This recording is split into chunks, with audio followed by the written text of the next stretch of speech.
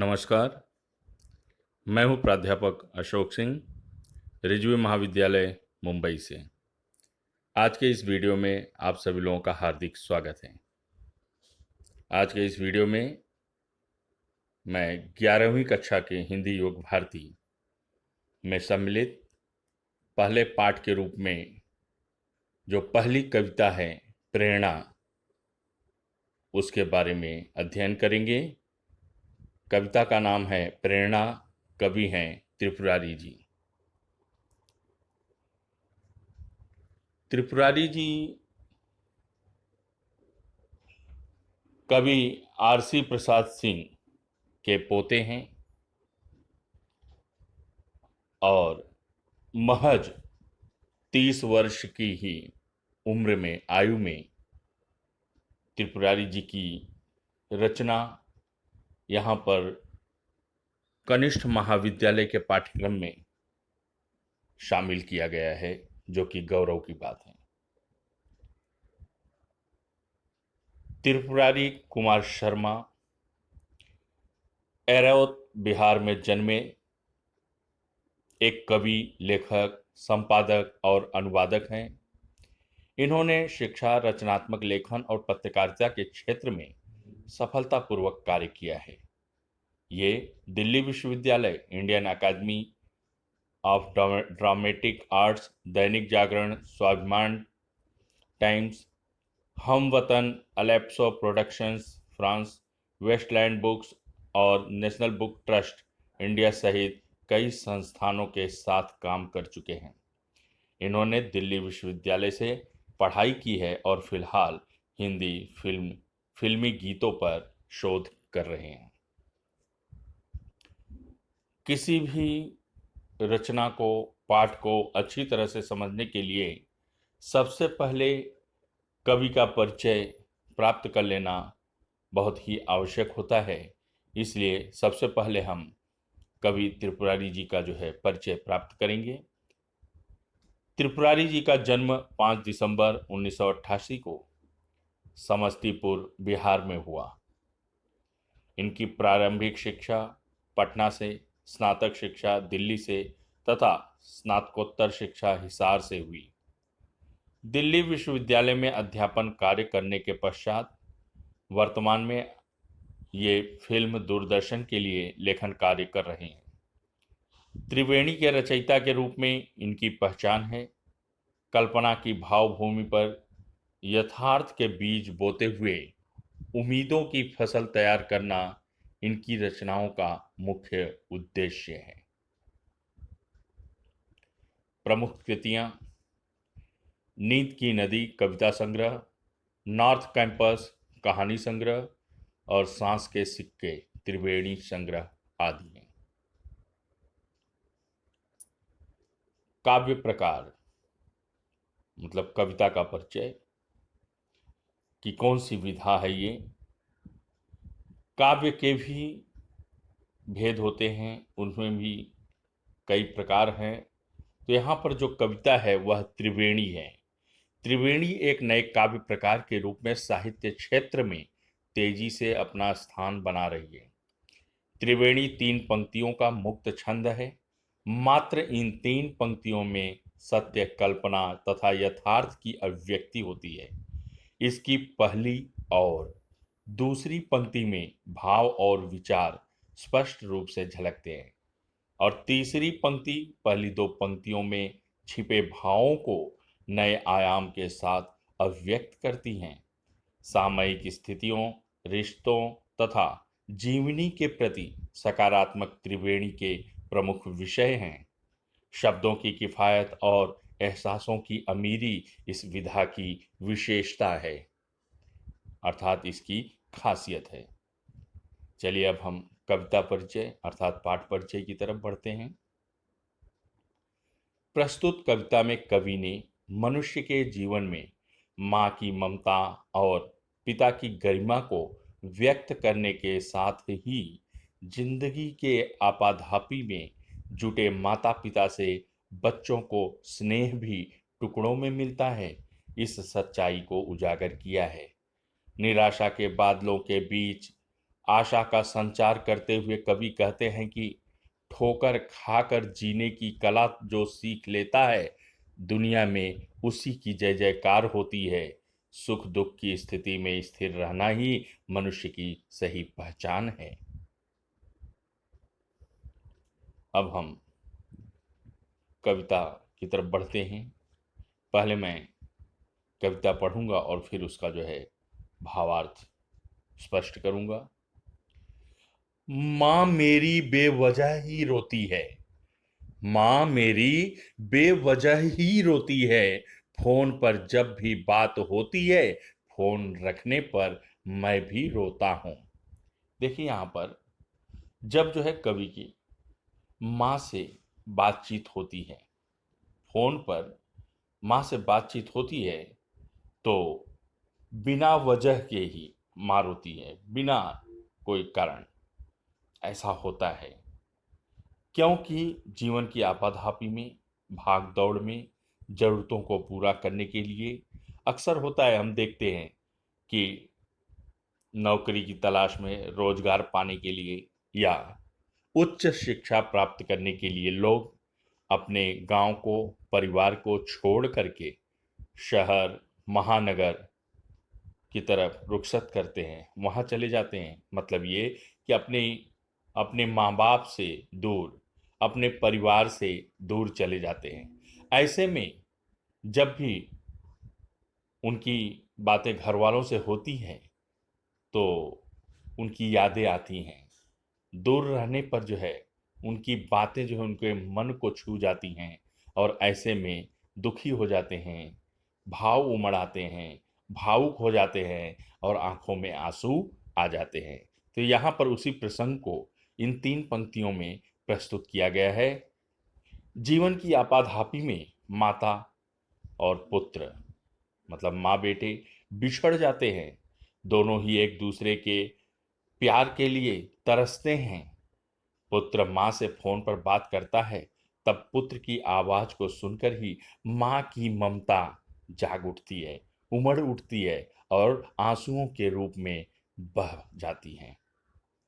माँ को रोता हुआ फोन पर ही रोने का एहसास करके जो है बेटे के अंदर भी वह स्नेह, वह भावना उमड़ आती है, वो भी भावुक हो जाता है। और जब फोन पर जो है बात हो जाती है और फोन वो रख देता है, तो उसके बाद जो है वो भी भावुक हो करके रोने लगता है। इसीलिए तो कहा गया कि फोन रखने पर मैं भी रोता हूँ। अर्थात फोन रखने के बाद जो है बेटा भी माँ की याद में, माँ के स्नेह को, माँ की ममता को याद करके भावुक हो करके रोने लगता है। वह अपनी भावनाओं को नहीं रोक पाता है। ऐसा प्रायः जो है दूर होने पर, बिछड़ने पर, वियोगावस्था में होता है कि हम जो है जब याद करते हैं, जब हमें स्नेह की बातें याद हो उठती हैं, हम जब जो है भावनाओं में खो जाते हैं, तो अनायास ही आंखों से आंसू निकल आते हैं। इस तरह से यहाँ पर जो है 3 पंक्तियों के माध्यम से, अर्थात त्रिवेणी के माध्यम से बहुत ही अच्छे ढंग से त्रिपुरारी जी ने अपने भावों को व्यक्त किया है। चलिए हम दूसरे त्रिवेणी की तरफ बढ़ते हैं। सख्त ऊपर से मगर दिल से बहुत नाजुक हैं, सख्त ऊपर से मगर दिल से बहुत नाजुक हैं, चोट लगती है मुझे और वह तड़प उठते हैं। हर पिता में ही कोई माँ भी छुपी होती है, हर पिता में ही कोई माँ भी छुपी होती है। यहाँ पर देखिए, पहले में माँ की ममता को, तो यहाँ दूसरी त्रिवेणी में जो है पिता की गरिमा को, पिता के स्नेह को दर्शाया गया है। इसमें बतलाया गया है कि भले ही पिता कठोर होता है, ऊपर से सख्त होता है, लेकिन उसका भी दिल अंदर से नरम होता है। ठीक नारियल की तरह, जैसे नारियल बाहर से सख्त होता है लेकिन उसके अंदर जो है गुदा होता है, नरम नारियल गरी वाला भाग होता है, ठीक वैसे ही एक पिता भी होता है। एक पिता के अंदर जो है माँ छुपी होती है। माँ के जैसा ही ममता, प्यार, स्नेह पिता में भी होता है। पिता माँ की अपेक्षा भले ही सख्त है, सख्त, कठोर, ऊपर से भले ही कठोर हृदय का है, लेकिन अंदर से वह नाजुक है, उतना ही वो दयालु है। बाहर से वो कठोर लगता है, लेकिन उसका हृदय उतना ही दयालु है, उसका हृदय उतना ही नाजुक है, अर्थात कोमल है। जब संतान को चोट लगती है, बच्चे को चोट लगती है, तो पिता तड़प उठता है, बेचैन हो उठता है। उस पीड़ा को महसूस करके, उसका अनुमान लगा करके वह दुखी होता है। यह इस बात का सबूत है कि पिता में भी कोई माँ छिपी होती है, अर्थात स्नेह की बात आती है तो माँ के ममता को अधिक अहमियत दी जाती है, लेकिन पिता भी अपनी संतान से उतना ही स्नेह करता है जितना कि एक माँ। कहने का तात्पर्य कि पिता के अंदर भी माँ जैसी ही ममता अर्थात स्नेह या प्यार होता है। एक पिता भी अपने बच्चों से वैसा ही प्रेम करता है, वैसा ही स्नेह रखता है, जैसे माँ अपने बच्चे के प्रति प्यार रखती है, स्नेह रखती है, ममता रखती है। अब हम तीसरी त्रिवेणी की तरफ बढ़ते हैं। मेरे ऑफिस में महीनों से मेरे ऑफिस में महीनों से मेरी दिन की शिफ्ट है। तेरे ऑफिस में महीनों से तेरी रात की शिफ्ट है। नन्हे बच्चों को तो टुकड़ों में मिले हैं माँ बाप। नन्हे बच्चों को तो टुकड़ों में मिले हैं माँ बाप। अक्सर हम देखते हैं कि अपनी आवश्यकताओं को पूरा करने के लिए पति पत्नी अर्थात माँ बाप दोनों कार्यरत होते हैं, दोनों काम करते हैं, कामकाजी होते हैं, नौकरी पेशे में होते हैं। ऐसे में वे एक साथ पूरा समय अपने बच्चों को नहीं दे पाते हैं। उनकी लाचारी होती है, उनकी मजबूरी होती है। उसी को यहाँ पर जो है त्रिवेणी के माध्यम से हमारे कवि ने बहुत ही अच्छे ढंग से प्रस्तुत किया है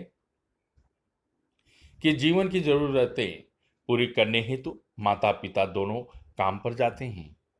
कभी कभी शिफ्ट में ड्यूटी करने वाले अभिभावक, उनके माता पिता अपनी ड्यूटी इस तरह से लेने की कोशिश करते हैं कि दोनों में से एक बच्चे के साथ रहे, और ऐसे में पिता महीनों तक दिन की शिफ्ट में जाता है और माता महीनों तक रात की शिफ्ट में जाती है, या फिर पिता जो है रात की शिफ्ट में जाता है और माता जो है दिन के शिफ्ट में। इस तरह से शिफ्ट में काम करने के कारण दोनों का एक साथ प्यार बच्चों को नहीं मिलता है। बच्चों को दोनों का स्नेह ऐसी स्थिति में टुकड़ों में ही मिलता है। कहने का मतलब ये कि जब माँ का प्यार मिलता है तब पिता का प्यार नहीं मिलता, और जब पिता का प्यार मिलता है तब माँ का प्यार नहीं मिलता। अर्थात नन्हा बच्चा जब माँ का स्नेह पाता है तब पिता नहीं होते, और पिता का स्नेह पाता है तब माँ काम पर गई होती है। इस तरह की लाचारी, इस तरह की विवशता जो है आधुनिक समय में देखने को मिलता है, और बच्चा जो है इससे प्रभावित होता है।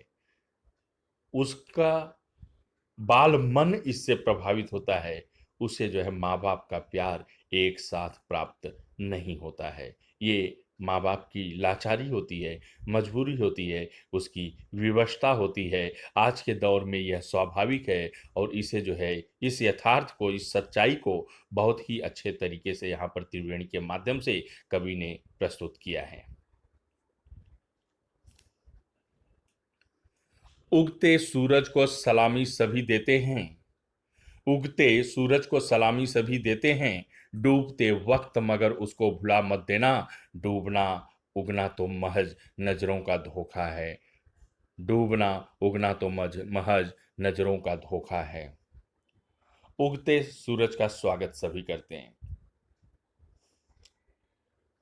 ये सच है।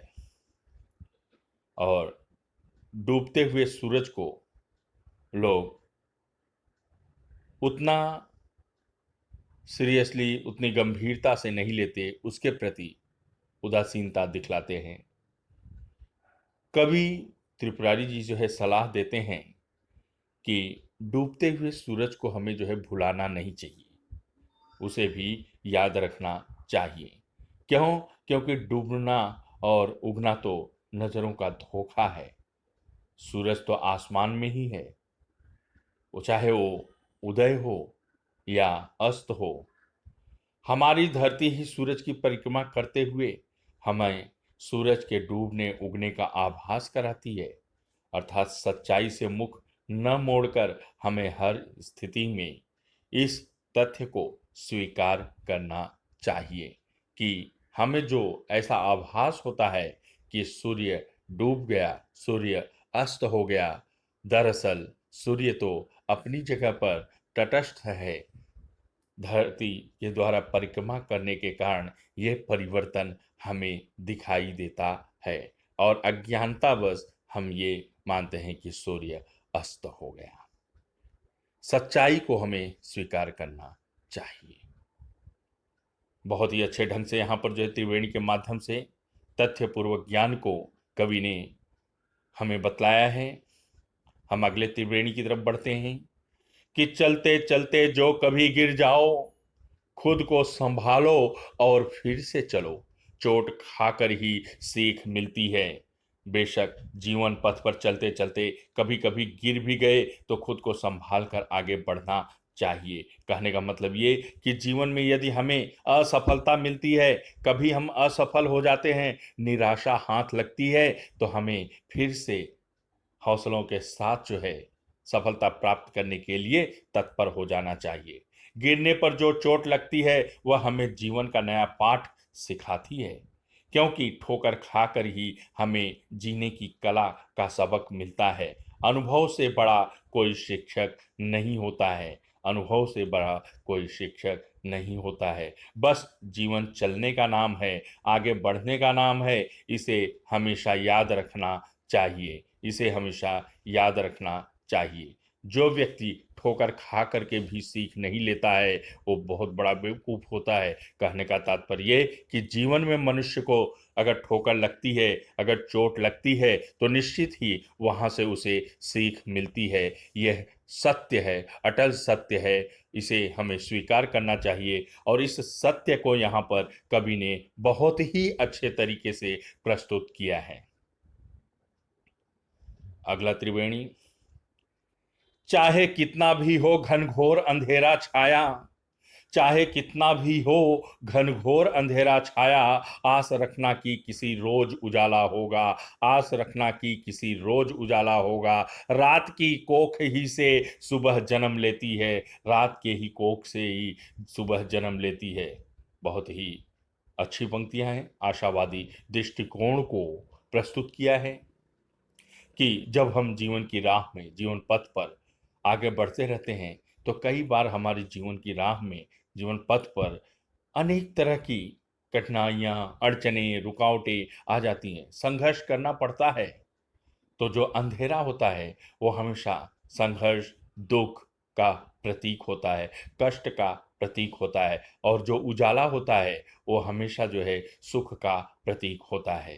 तो यहाँ पर जो है बताया गया है कि जीवन पथ पर चलते समय जो है हमें घनघोर अंधेरा मिलता है, अंधेरा की छाया होती है। मतलब ये बहुत ज़्यादा अंधकार मिलता है, बहुत ज़्यादा दुख मिलते हैं हमें जो है। उन दुख के समय में, मुसीबतों के समय में, समस्याओं का जो है सामना करना पड़ता है। लेकिन उस समय हमें निराश नहीं होना चाहिए, आस रखना चाहिए कि उजाला होगा। हर रात के बाद जिस तरह से नया सवेरा होता है, हर रात के बाद जिस तरह से नया सवेरा होता है, उसी तरह से जो है हर मुसीबत जो आती है जीवन में वो दूर होती है और हमें मुसीबत से छुटकारा मिलता है। इस आश को रखते हुए हमें आगे बढ़ते रहना चाहिए, क्योंकि रात की कोख से ही सुबह जन्म लेती है। इस त्रिवेणी में कवि हमें निराशा के अंधकार से आशा के उजाले की ओर ले जाना चाहते हैं और इस सच्चाई से अवगत कराते हैं कि जीवन में दुख और सुख अवश्य आता है, क्योंकि जीवन की परिभाषा ही है सुख। जीवन में सुख दुख का मिश्रण है। सुख के बाद दुख और दुख के बाद सुख, ये क्रम निरंतर चलता रहता है। सफलता, असफलता, आशा, निराशा, उतार चढ़ाव, इन सब से हमें जो है सीख लेनी चाहिए और इसमें तटस्थ बनकर हमें डटे रहना चाहिए। कभी हार नहीं मानना चाहिए, कभी जो है निराश नहीं होना चाहिए, क्योंकि रात की कोख से ही सुबह का जन्म होता है। हर घनघोर और अंधेरी रात का अंत निश्चित है और नया सवेरा होता है। नया सुख लेकर के सवेरा आता है और इस तरह से हमें आशावादी बन करके जीवन को स्वीकार करना चाहिए। जीवन में आए हुए संघर्षों का डट करके सामना करना चाहिए। चलिए अगले जो है त्रिवेणी की तरफ। कर्ज लेकर उम्र के लम्हों से, कर्ज लेकर उम्र के लम्हों से बो दिए मैंने बीज हसरत के, पास थी कुछ जमी ख्यालों की। अपनी आयु के कर्ज लेकर उम्र के लम्हों से, उम्र आयु, आयु के कुछ पल उधार लेकर मैंने हसरत के बीज बोए हैं, क्योंकि विचारों की जमीन मेरे पास पहले से थी। अर्थात हमारे सपनों को पूरा करने के लिए हमेशा हमारी जो आयु होती है वो कम पड़ती है, परंतु सपने अवश्य देखने चाहिए और उन्हें पूरा करने की कोशिश भी करते रहना चाहिए। अब क्या कहते हैं यहाँ पे कि हर कोई मनुष्य जो है वो सपना देखता है, सपना देखता है, भले ही उम्र छोटी है। उम्र छोटी है, 4 दिन की जिंदगी कहते हैं हम कि 4 दिन की जिंदगी है। 4 दिन की जिंदगी ही सही, लेकिन इतने में ही हमारा जीवन है। जीवन कितना है? जन्म से लेकर मृत्यु तक का। तो जो भी हमें कार्य करना है इस जीवन के बीच में ही, अर्थात जन्म से मृत्यु के बीच में ही करना है और इसी को हमें जो है जिंदा दिली के साथ जीना है। अब जिंदा दिली के साथ जीना है कहने का मतलब ये कि हम सुखी रहने के लिए सपनों को देखते हैं, हसरतों को पूरा करने के लिए हम मेहनत करते हैं, प्रयास करते हैं। जो व्यक्ति विचार नहीं करता, कोई सोच नहीं रखता है, सपने नहीं देखता है, वो समझो कि कोई कार्य नहीं कर सकता। अगर हमें जीवन में सफलता पानी है, अगर हमें जीवन में सफलता पानी है, मंजिल तक पहुंचना है, कुछ प्राप्त करना है, नई ऊंचाइयों तक पहुंचना है, तो निश्चित ही सपनों को देखना है और उन सपनों को पूरा करने के लिए हमको परिश्रम भी करना है। तो सपना देखना बहुत जरूरी है। अगला त्रिवेणी। ये न सोचो कि जरा दूर दिखाई देगा, एक ही दीप से आगाजे सफर कर लेना, एक ही दीप से आगाजे सफर कर लेना, रोशनी होगी जहां पर भी कदम रखोगे, रोशनी होगी जहां पर भी कदम रखोगे। बहुत ही अच्छी सोच, बहुत ही अच्छा दृष्टिकोण यहां पर प्रस्तुत किया गया है। मंजिल बहुत दूर है, यह सोचकर हमें कभी भी अपनी यात्रा को रोकनी नहीं चाहिए। भले ही रास्ते में अंधेरा हो, रास्ता स्पष्ट दिखाई न दे रहा हो, लेकिन जो हमारा सामर्थ्य है, जो कुछ भी हमारे पास जो है उपलब्ध है, उसका उपयोग करते हुए हमें आगे बढ़ते जाना चाहिए, डटे रहना चाहिए, जीवन में संघर्ष करना चाहिए। भले ही छोटा सा दीपक, एक ही दीपक, भले ही हमारे पास एक ही दीपक हो, लेकिन एक दीपक तो है, उसकी धुंधली सी रोशनी भी हमारे लिए पर्याप्त है। आगाजे सफर कर लेना और उसी के सहारे हमें जो है यात्रा कर लेनी चाहिए। यात्रा का शुरुआत, शुभारंभ, आगाजे सफर करना मतलब सफर की शुरुआत कर लेनी चाहिए।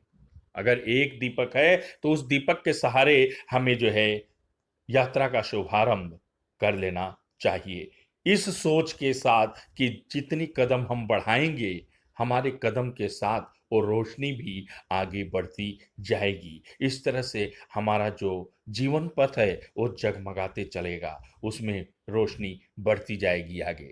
कहने का मतलब ये कि हम अकेले या हमारा सामर्थ्य पर्याप्त नहीं है, नकारात्मक सोच को रख करके हम कभी जीवन में सफलता नहीं प्राप्त कर सकते।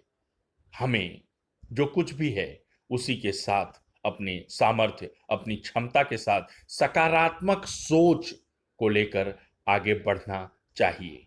यदि हम ऐसा करते हैं तो निश्चित ही सकारात्मक सोच हमको जो है जीवन में सफलता दिलाता है और हम मंजिल तक पहुंचने में सफल हो जाते हैं। इसलिए आशावादी बन करके सकारात्मक सोच के साथ हमें जीवन जीना चाहिए। अपनी आंखों में जब भी देखा है, एक बच्चा सा खुद को पाया है, कौन कहता है उम्र बढ़ती है। मैंने जब कवि कहते हैं कि मैंने जब भी अपनी आंखों से स्वयं को देखा है, खुद को देखा है, अपने अंदर मैंने झांका है, तो अपने आप को मैंने एक जो है बच्चे जैसा पाया है। एक बच्चा सा खुद को पाया है। जैसे एक जो है छोटा बच्चा होता है, एक बालक होता है जिसके मन में किसी भी तरह का छल कपट नहीं होता है, ठीक उसी तरह से मैंने अपने आप को पाया है। वास्तव में दरअसल देखा जाए तो सोच मनुष्य की होती है, देखने का नजरिया होता है। कहते क्या है कि कौन कहता है उम्र बढ़ती है, यह तो हमारी सोच है। उम्र बढ़ती ही नहीं है, वास्तव में उम्र बढ़ती है, वैसे वैसे हम मासूमियत खो देते हैं और दुनियादारी निभाते निभाते हमारे भीतर छिपे बालक को बड़ा बुजुर्ग अनुभवी बनाकर जीवन की सुंदरता का गला घोंट देते हैं। कैसे? एक बच्चा जो होता है, देखिए छोटे बच्चों को देखिए कितने घुले मिले होते हैं, कितने सामाजिक होते हैं, मुस्कुराते रहते हैं, किसी के भी साथ जो है वो एडजस्टमेंट कर लेते हैं, सामंजस्य स्थापित कर लेते हैं, उनमें सहयोग की भावना होती है, किसी भी तरह का वो भेदभाव करना नहीं जानते हैं। कितना अच्छा स्वभाव होता है उन बच्चों का। लेकिन जैसे जैसे जो है उम्र बढ़ती है, उनमें जो है तमाम तरह की बुराइयां या इस समाज में जो कुछ भी वो देखता है, जो कुछ भी वो अनुभव करता है, जो कुछ भी वो झेलता है, उससे प्रभावित होता है उसका जीवन। उसका मन अशांत रहने लगता है, तनावपूर्ण हो जाता है। इतना ही नहीं, वो विसंगतियों से भी ग्रसित हो जाता है। विसंगतियों का, समाज में फैली हुई जो विसंगतियां हैं उससे भी वो प्रभावित होता है। उससे छुटकारा पाना जो है उस बालक के लिए या हमारे लिए आसान नहीं होता है। तो कभी कहना चाहते हैं कि एक बच्चे को जिस तरह से हम देखते हैं, एक बच्चे का जो स्वभाव होता है उस स्वभाव को हमें आजीवन बनाए रखना चाहिए।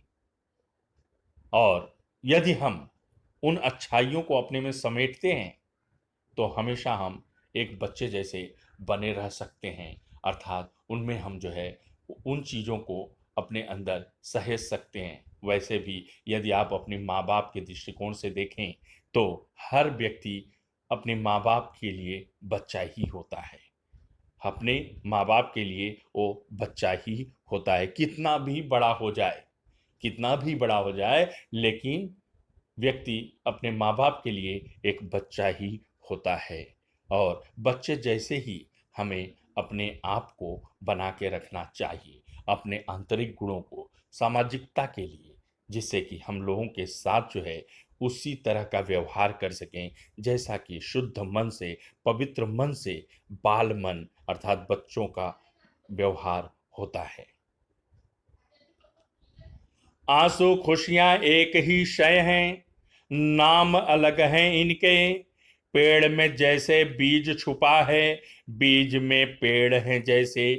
एक में जिसने दूजा देखा, वही सच्चा ज्ञानी है। आंसू और खुशियां एक ही वस्तु के दो नाम हैं। जैसे पेड़ में बीज छुपा होता है और बीज में पेड़ छिपे होते हैं, वैसे ही आंसू में खुशी है और खुशी में आंसू छिपे होते हैं। जो इस बात को समझ गया वही सच्चा ज्ञानी है, क्योंकि आंसू और खुशियां जीवन के दो अंग हैं और ये जीवन में आते जाते रहते हैं। ये भाव हैं। हर खुशी में आंसू छिपे होते हैं जो हमारी भावनाओं के प्रतीक हैं, और आंसुओं के जल से सींचकर खुशियों का वृक्ष फलता फूलता है।